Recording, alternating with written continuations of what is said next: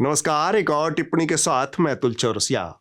इस वीडियो को लाइक और शेयर करके आप हमारी पत्रकारिता को ज्यादा से ज्यादा लोगों तक पहुंचा सकते हैं। एक बात ध्यान रखें, कोई भी चीज मुफ्त नहीं मिलती, पत्रकारिता भी नहीं। मौजूदा टेलीविजन पत्रकारिता के आय के स्रोत में कई सारी दिक्कतें हैं। ये सिर्फ हम नहीं कह रहे, जो लोग इसमें अपना खून और पसीना लगा रहे हैं उनकी भी सुन लीजिए। जो न्यूज चैनल्स का रेवेन्यू मॉडल है, बेसिकली दैट इज फ्लॉड, और वो इस तरीके से झुकाव में है कि हम कुछ नहीं कर सकते। विज्ञापन का दबाव और टीआरपी की होड़ इस बर्बादी की वजह है। इसलिए अच्छी पत्रकारिता के लिए खर्च कीजिए। न्यूज लॉन्ड्री को सब्सक्राइब कीजिए। हमारा नया एनएल सेना प्रोजेक्ट कर्नाटक चुनावों से जुड़ा है। आपने हमें गोवा, उत्तर प्रदेश, पंजाब, हिमाचल प्रदेश और गुजरात में चुनावी रिपोर्टिंग करते देखा।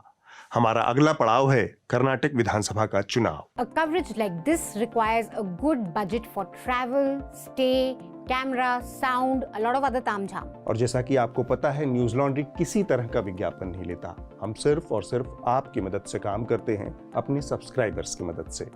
To contribute to our NL Sena project, Karnataka Elections 2023, please head over to www.newslaundry.com/Sena and contribute an amount of your choice। तो फिर इंतजार किसका? सब देख लिया, अब ये देखिए। सियासत में समय का बहुत महत्व होता है। एक समय में घट रही घटनाओं का अक्सर आपस में गहरा संबंध होता है। पिछले हफ्ते दो बातें हुई। एक तो कांग्रेस से आजाद हुए गुलाम नबी की किताब आई। सारे दरबारी हुड़क चुल्लू इंटरव्यू के लिए उनके घर के बाहर लाइन लगाकर खड़े हो गए। तो गुलाम नबी आजाद साहब, आपका सीधी बात में बहुत बहुत स्वागत है। बहुत बहुत धन्यवाद। आपका नाम ऐसा है, उसमें गुलाम भी है और आज़ाद भी है, और 50 साल आपने अपने जीवन के इस पार्टी को दिए। तो क्या मैं ये कह सकता हूँ कि 50 साल आपने गुलामी की और अब आप आज़ाद हैं? आज़ाद साहब, आपका अभिनंदन है न्यूज़ 18 पर। सवाल मेरा बहुत सीधा है, ये इत्तेफाक है कि आपकी किताब का नाम भी आज़ाद है और आप कांग्रेस पार्टी से भी अब आज़ाद हो गए हैं? Thank you for joining me on frankly speaking Ghulam Nabi Azad साहब। अब आपका मैं इंट्रोडक्शन तारुफ कैसे करूं? तो ये गुलाम नबी आज़ाद है कौन? जहाँ से 52 साल पहले एक लड़के ने, एक कश्मीरी युवा ने शुरुआत की थी अपने राजनीतिक करियर की ब्लॉक कांग्रेस के अध्यक्ष के तौर पर, और आज 2023 में मैं उनकी किताब लेकर बैठा हूँ। इसका नाम है आज़ाद। जी हाँ, बात करें गुलाम नबी आज़ाद साहब की। पिछले हफ्ते एक और इंटरव्यू आया। My guest was the last governor of Jammu and Kashmir. He served there from August 2018 till October 2019.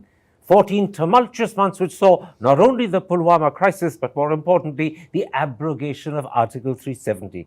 कायदे से दरबारी हुड़क चुल्लुओं को इनके घर के बाहर भी लाइन लगाकर इंटरव्यू करना चाहिए था, लेकिन ऐसा नहीं हुआ।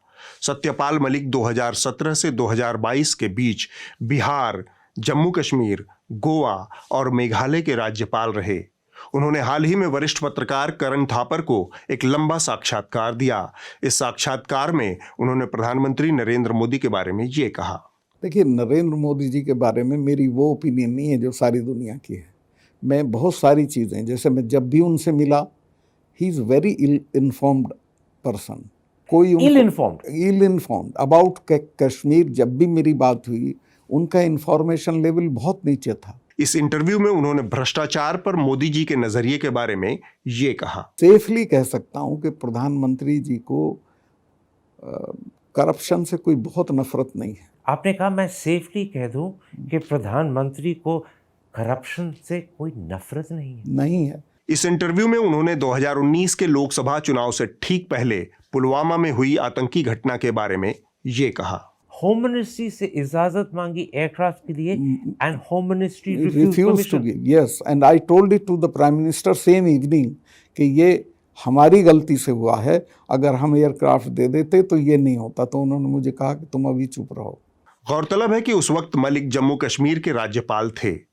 लगे हाथ उन्होंने इंटरव्यू में राष्ट्रपति द्रौपदी मुर्मू की आज़ादी के बारे में ये कहा। मेरा राष्ट्रपति जी से अपॉइंटमेंट था और मैं तब तक गवर्नर था, तो मैं उनसे मिलने जा रहा था। रास्ते में मुझे राष्ट्रपति भवन से फ़ोन आया कि आपका आज का वो कहीं बिजी हो गई है, कैंसिल हो गया है।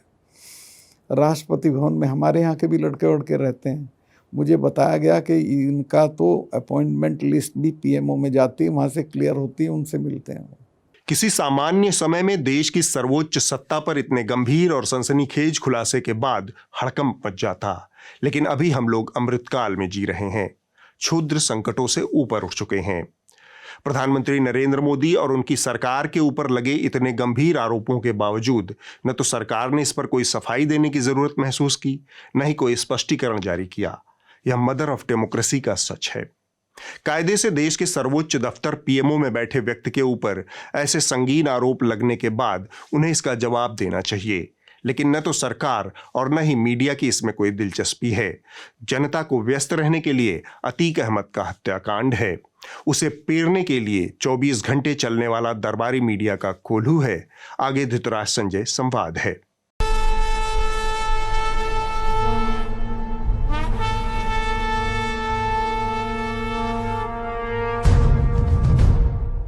बड़े दिनों बाद धृतराष्ट्र के दरबार में गालिब और बंशीधर तशरीफ लाए थे।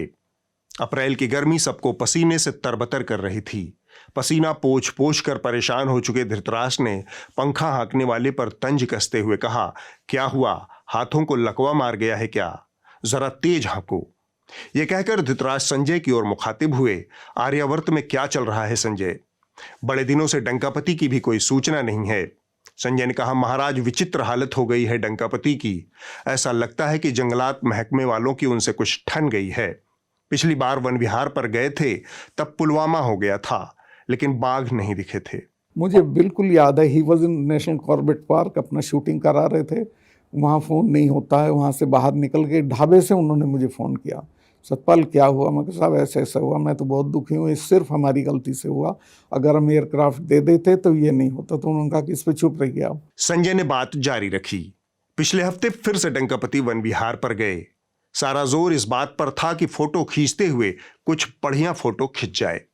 धृतराष्ट्र ने टोक दिया, फोटो खींचते हुए फोटो खिंचवाने का क्या मतलब?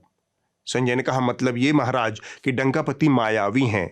वो जब खुद कैमरा अपने हाथ में लेकर फोटो खींचते हैं तब भी फोटो उन्हीं की छपती है।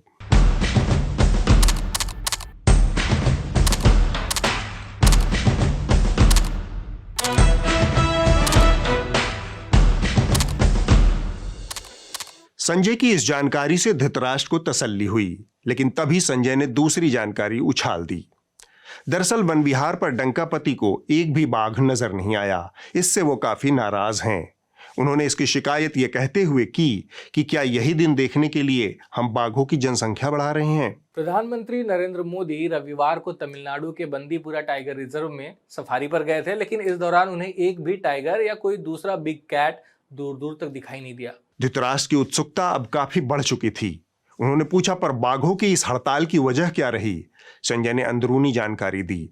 दरअसल डंकापति के दौरे से 2 दिन पहले ही बाघों की एक सभा बांदीपुर के जंगलात में हुई थी। सभा में एकमत से तय किया गया कि हम जैसी बड़ी बिल्लियों को डंकापति के सामने बिग कैट वॉक देने की कोई जरूरत नहीं, क्योंकि फोटो तो अंत में डंकापति की ही छपेगी। इसके बाद सारे बाघ हड़ताल पर चले गए। एक भी बाघ का दर्शन डंकापति को नहीं हुआ।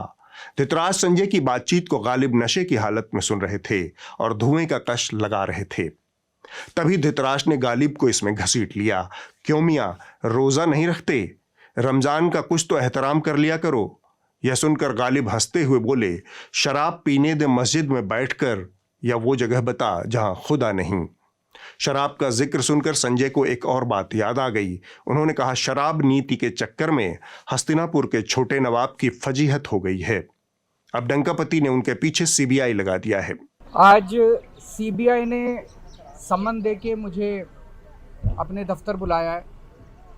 मैं अभी दफ्तर जा रहा हूँ और जो भी सवाल जवाब वो करेंगे उनके सबके सही जवाब देंगे। धृतराष्ट्र ने पूछा, ऐसा क्यों कर रहे हैं डंकापति? संजय ने हिचकिचाते हुए जवाब दिया, ये सब डंकापति की करप्शन के खिलाफ जीरो टॉलरेंस नीति का नतीजा है।